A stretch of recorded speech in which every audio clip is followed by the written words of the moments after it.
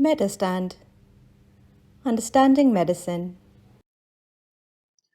Professor Azizur Rahman here, and today we are going to take up the next module in our series of ECGs, a series of videos on ECG. We have covered various abnormalities. In the last one, we covered conduction system, introduction to conduction system, and we also covered sinus node abnormalities.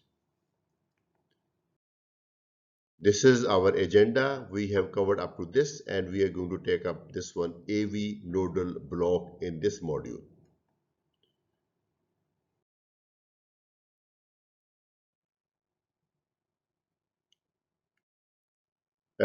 This I have already shown you.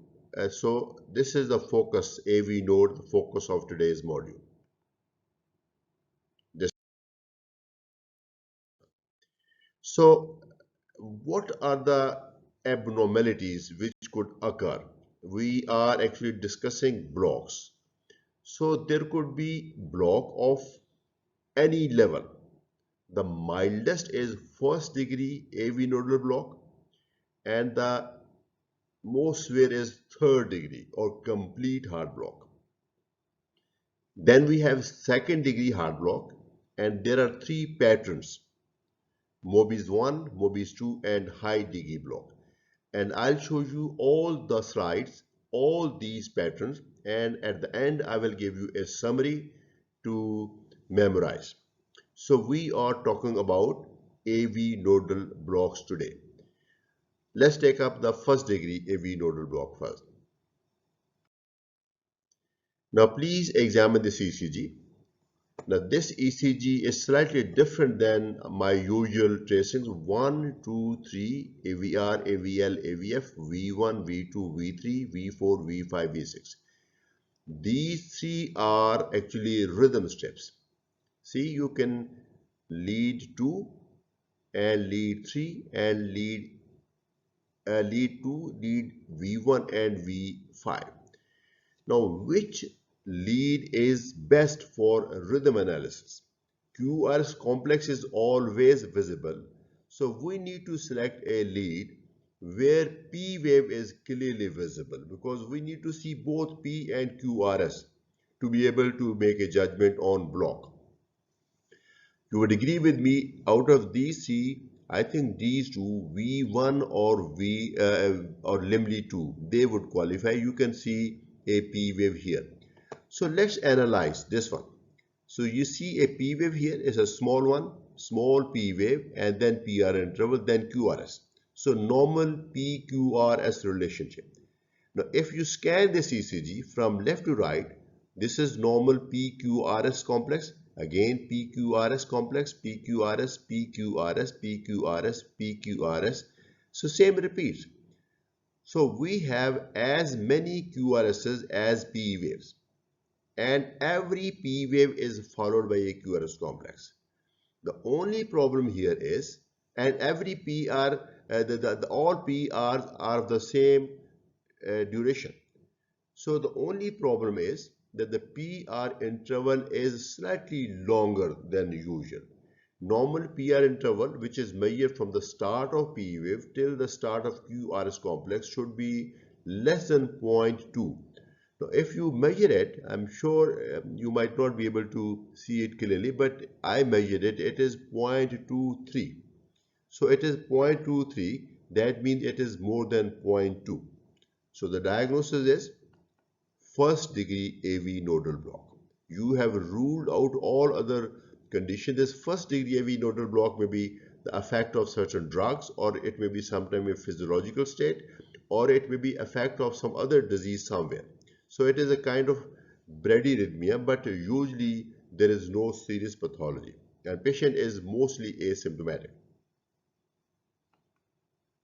This is a magnified view of the same. So this is, you can see, I think here better. If you measure it, now this is one big square, and there is one small on this side also, and there is some additional on this side. So I think it is more than 0.2. I just measured it 0.23 seconds. Now this is another ECG. Let me tell you that this patient has got a right bundle branch block, and forget it because QRS complexes are wide and there is a typical morphology of right bundle branch block, but you can forget about it because that we are going to discuss in the next module. You just concentrate on the rhythm step. This is the rhythm step. Please note down P wave and QRS complex, P wave, QRS complex, P wave, QRS complex. Every P wave is followed by a QRS complex after a long PR interval. So this is again first degree AV nodal block plus right bundle branch block, which we are going to ignore here. So what are the criteria? Criteria is that there is sinus rhythm. First, you have to demonstrate that basic rhythm is sinus because there is a very good P wave here. So there is, and there are other criteria. So there is basically a sinus rhythm. Then PR interval is zero point 0.2 or more. This is sign of more. Any degree of more than 0.2. So more than 0.2, and it has to be fixed. That means all PR intervals should be same. Okay, because if they vary, that would suggest second degree AV nodal block, which we are going to discuss in next slide. So PR interval is longer than normal, but all PR intervals are the same. And in this case, there is a right bundle branch block, which is of course an additional abnormality we are going to ignore here.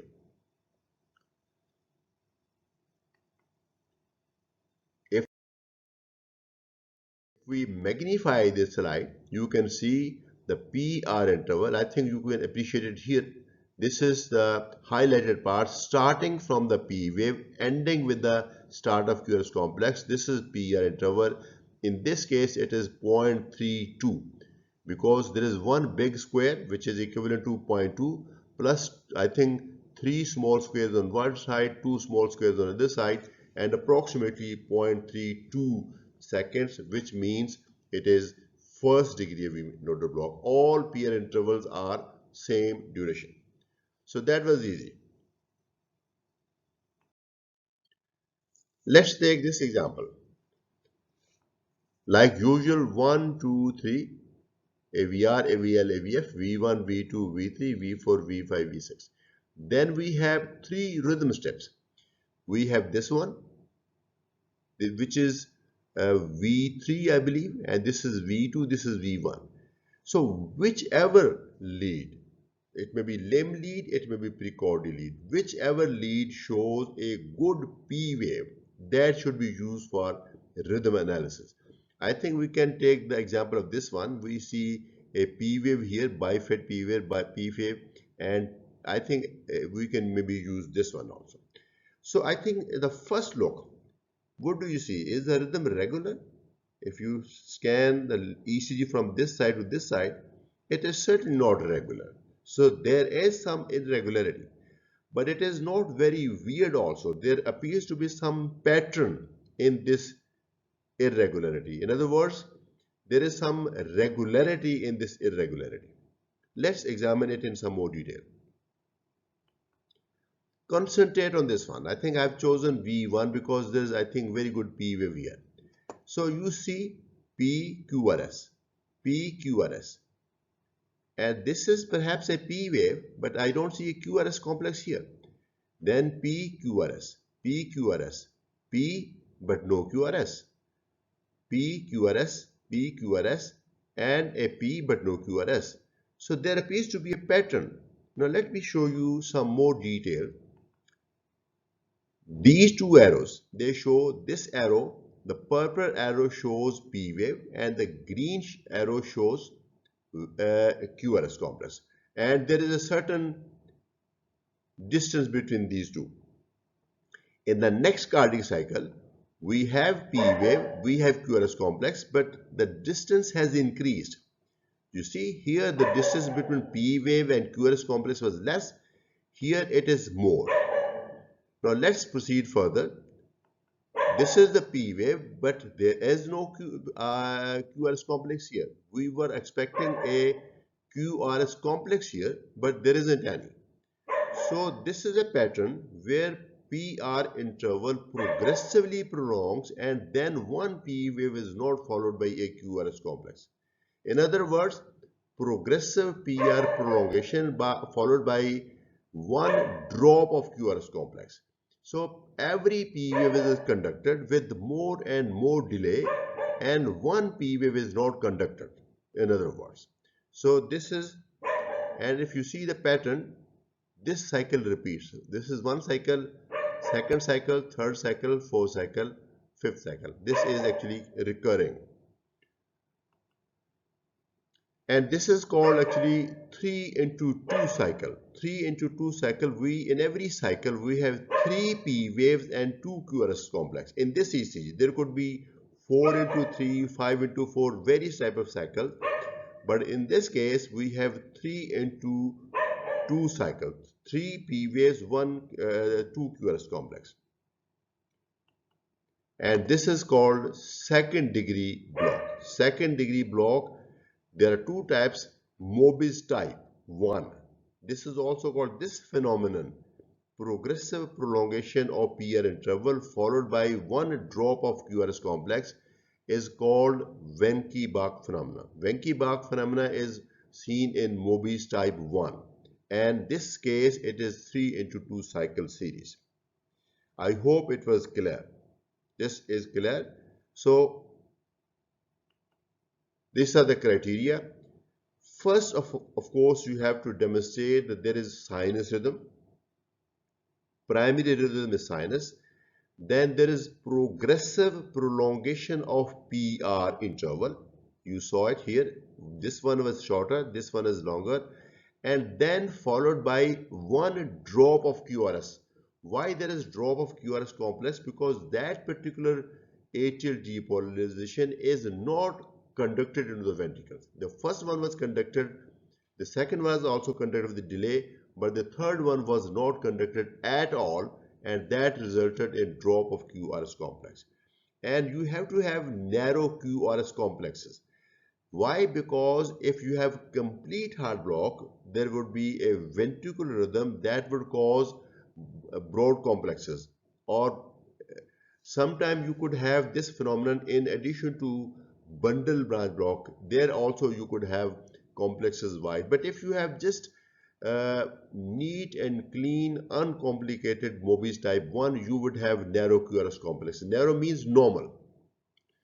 So this is called Mobitz type 1.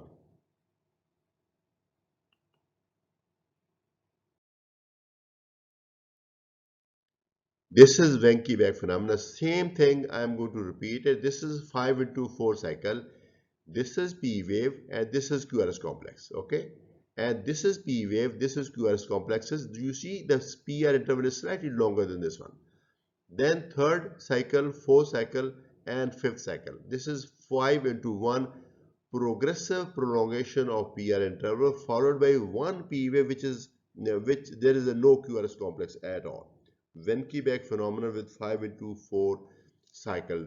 Various patients may have, various ECG may show different cycles, 3 into 2, 4 into 3, 5 into 4, or it could actually vary from step to step in the same patient. What about this one? If you see the rhythm, it seems like regular P wave, QRS complex, P wave, QRS complex, P, QRS, P, QRS. Every P wave is followed by QRS complex, and PR interval also appears to be normal, and it is the same in every cycles. But if you follow this rhythm and continue it like this, and just realize that this P wave is not followed by QRS complex, and then there is P wave, the next cycle starts, and then everything is normal. Okay, so here also you have more P waves than QRS complexes, which is the criteria of second degree AV nodal block, but there is no progressive prolongation. Just unexpectedly one P wave is not followed by a QRS complex. See, there is no QRS complex. This was a P wave and one QRS complex of the same morphology was expected here, but it did not appear here. This is called second degree block, second degree subtype Mobitz type 2, right? Second degree Mobitz type 2. What is Mobitz type 2? Criteria: sinus rhythm, regular rhythm, but sudden unexpected drop of single QRS complex. So one P wave is not followed by a QRS complex. PR interval should be normal and should be same in all complexes. And then slightly widened QRS. This is because Mobitz type 2 is usually either in the distal part of the AV node or the proximal bundle of his. So because of that, the QRS complex is slightly wide. So one difference between Mobitz type 1 and Mobitz type 2 is that the QRS complex may be slightly wider than normal. But the basic difference is there is no progressive prolongation. Only unexpectedly, suddenly, one P wave is not followed by a QRS complex. So that is the criteria of second degree Mobitz type 2 AV nodal block. There's a third type of AV nodal block also. You see, this is P wave and this is the QRS complex. I have just pointed out P wave which are followed by QRS complexes in red, and then there are P waves which are not followed by QRS complex that I have coded in black. See this arrow, P wave followed by QRS complex. This is normal PQRS. But then there is a P wave which is not followed by QRS complex. How do you know this is P wave? Because this is the same morphology as this P wave, and there is a T wave separate, and this is not the morphology of a U wave. So this is P wave, the same origin sinus node as this one, but this P wave is not followed by QRS complex. Then we have next P wave which is followed by QRS complex, and still next one not followed by. So alternate P wave is not followed by a QRS complex. In other words, alternate sinus rhythm is blocked in AV node. That means this is called high degree AV nodal block. This is also a type of second degree AV nodal block. In second degree AV nodal block, you have more P waves than QRS complexes. So we have double the number of P waves here as we have QRS complexes, because every alternate P wave is blocked. So that is why we have double the number. This is called high degree AV nodal block, 2 into 1 AV nodal block. This could be actually 3 into 1 also. So it is possible that every third is dropped, or every fourth is dropped. So we could have various patterns. So this is high degree, second degree AV nodal block. This is high degree but not third degree. Third degree is different, and I'm going to show you what is third degree. So what is the criteria? The rhythm is sinus, alternate P waves not followed by a QRS complex. If this is 2 into 1, if it is 3 into 1, then the pattern would be slightly different. So in high degree AV nodal block, in this case, alternate P wave is blocked.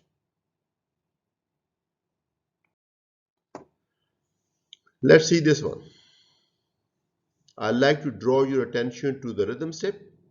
You see, QRS complexes are a little broader than normal. This is P wave, but the PR interval is very long. QRS complex, P, QRS, but there appears to be some wave here also. And this is again, and this appears to be P wave. Let me explain it further. If we identify atrial rhythm, these arrows, they indicate atrial waves. And you have to actually extrapolate, because somewhere P wave is not visible. You have to imagine and that there is one. For example, this is clear cut P wave, and here you have to imagine that the P wave is perhaps merged into the QRS complex. Here P wave is merged into T wave. Here we have separate P wave, clearly visible. Here P wave is merged into the QRS complex. This is a normal P wave, another P wave. Here you can appreciate two P waves separately. Here again you can appreciate two P waves separately. two P waves separately. So then you have to extrapolate, and you see there is slight variation in sinus rhythm because that is normal. Sinus rhythm does vary. In a normal healthy person, sinus rhythm does vary from beat to beat slightly, especially corresponding to our respiratory cycle. So there is, in this case, there is a sinus rhythm with the speed of 113 beats per minute. I calculated, actually, you know the method. I calculated the atrial rate in this ECG is 113 beats per minute. And now there is another rhythm. Now focus on QRS complex. QRS complex, these arrow, they indicate QRS complex. This is very regular rhythm, but the rate is only 38 beats per minute. So in this ECG, in this strip, we have identified two rhythms. One is the sinus rhythm at the rate of 113 beats per minute, slight sinus tachycardia.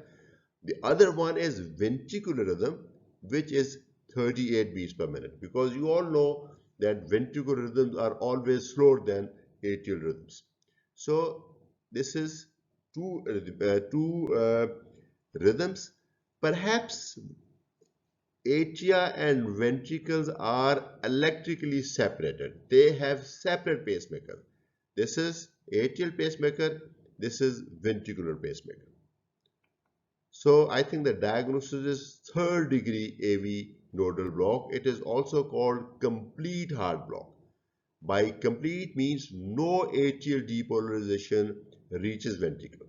Ventricles are contracting in response to their own rhythm, and this pacemaker must have arisen from his bundle or some of the branches. Okay, so this is complete heart block. Criteria: regular atrial rhythm here, which of course is faster because it is regular atrial, and then regular ventricular rhythm we have here, and this is of course slower because this is ventricle. So we have two different identifiable rhythm which are independent of each other. Then variable PR interval. Why we have variable PR interval? Because technically that this is not PR interval, because atrial depolarization and ventricular depolarization are recorded on the same strip. So it would look like PR interval, but since these are two different rhythms, technically speaking, what you see, this distance between P wave and QRS complex is not PR interval. So this would be variable because two rhythms at separate pace, this PR interval, apparent PR interval has to vary. It can't be regular. That is why we have different patterns here. And then we have broad ventricular complexes. Why broad? Because this pacemaker has to be in the ventricles, and any pacemaker which arises in the ventricles has to be broad because the current is not conducted through the normal fast pathway. In the ventricles, current is conducted and from the ectopic focus, but it will be conducted slowly, and the pattern will be that of right bundle branch block or the left bundle branch block. In this case, actually, if you see, which we are going to discuss in the next module, V1, V2 show the pattern of right bundle branch block. Can you guess in which part of the ventricle this pacemaker is? You can judge from the pattern of bundle branch block. What happens in right bundle branch block? If you have right bundle branch block, the right ventricle will be depolarizing from the current from the left to coming to the right side. So current will flow from the left to right, and same will happen if the pacemaker is in the left ventricle. So you can judge that this ectopic pacemaker is in the left ventricle. Any pacemaker which is in the left ventricle is inherently little more serious. So I think now the diagnosis is clear. Complete heart block and ventricular pacemaker is in the left ventricle. This is a right bundle branch block pattern. That is what suggests that the pacemaker is in the left ventricle. Left ventricle. Okay, let's see what is this one. I think to save time, this is a clear-cut atrial rhythm. You see, this is P wave, this is P wave, this is P wave. You can identify a clear atrial rhythm, which is the normal sinus rate. And then we have ventricular rhythm, same pattern but much slower. And this, of course, is third-degree AV nodal block. Just the same what we saw in the last. This patient might have some infarction or something with very, very deep T waves. You just forget about that.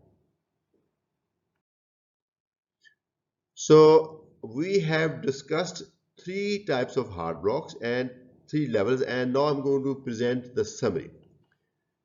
The first degree heart block means all P waves are conducted but with a delay, and delay is shown by a PR interval longer than 0.2 second. Then we have third degree heart block. I have intentionally kept second degree at the end because that I'm going to carry on to the next slide. Third degree heart block, here there is no P wave as a conductor. So because atrial rate is rhythm, there is complete block in the AV node. No P waves are conducted and ventricles have their own escape pacemaker. That is why this is usually at a much slower rate. And then we have second degree block. In second degree block, you have more P waves than QRSS complex because some P waves are conducted, others are not. In this, no P waves, all P waves are conducted. In this, no P waves conducted. In this, some P waves are conducted, others are not. So that means we have more P wave than QRS complex. Now let's examine this in further because this has got three further types.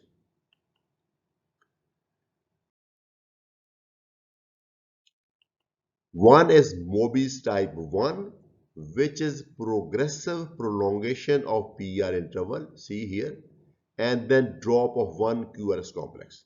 This is Mobitz 1.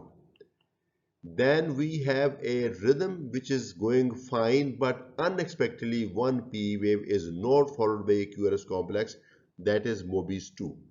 This is usually in the AV node and relatively benign, and this is usually in the a bundle of hairs and inherently more serious.